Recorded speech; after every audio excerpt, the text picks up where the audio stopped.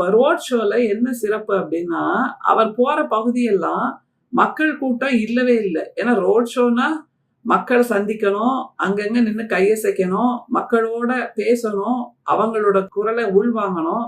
அது எதுவுமே இல்லாம அந்த கருப்பு பூனை படை இருக்குல்ல, அது புடைசூழ பக்கத்துல 2 பக்கத்துலயும் பிஜேபி தலைவர்கள உட்காத்தி வச்சுக்கிட்டு, இவர் பாட்டுக்கு சர்ருன்னு போயிடுறாரா, அதனால யார்யா அது போறது? இவ்ளோ கான்வாயோட அப்படிங்கிற மாரி தான் மக்கள் பார்க்குறாங்களே தவிர, எடப்பாடி அவர்கள் ரோட் ஷோ போறாரு. நம்முடைய குறைகளை எல்லாம் அங்க போய் சொல்லிடலாம். அவர் ஒரு தீர்வு குடுப்பாரு அப்படிங்கிற மாரி பதைபதைப்பு தமிழ்நாட்டுல எந்த மக்களுக்கும் இல்ல.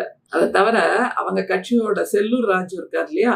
அவர் எல்லாருக்கும் போய் பெரிய கும்பிட போடுறாரு. போட்டு அம்மா வாங்க, ஐயா வாங்க, திமுக ஆட்சிக்கு எதிரான போராட்டத்த நாம நடத்துறோம். வாங்க ஐயா, வாங்கம்மா அப்படின்னு கைய பிடிச்சு இழுக்காத குறையா கூட்டிட்டு போறாரு.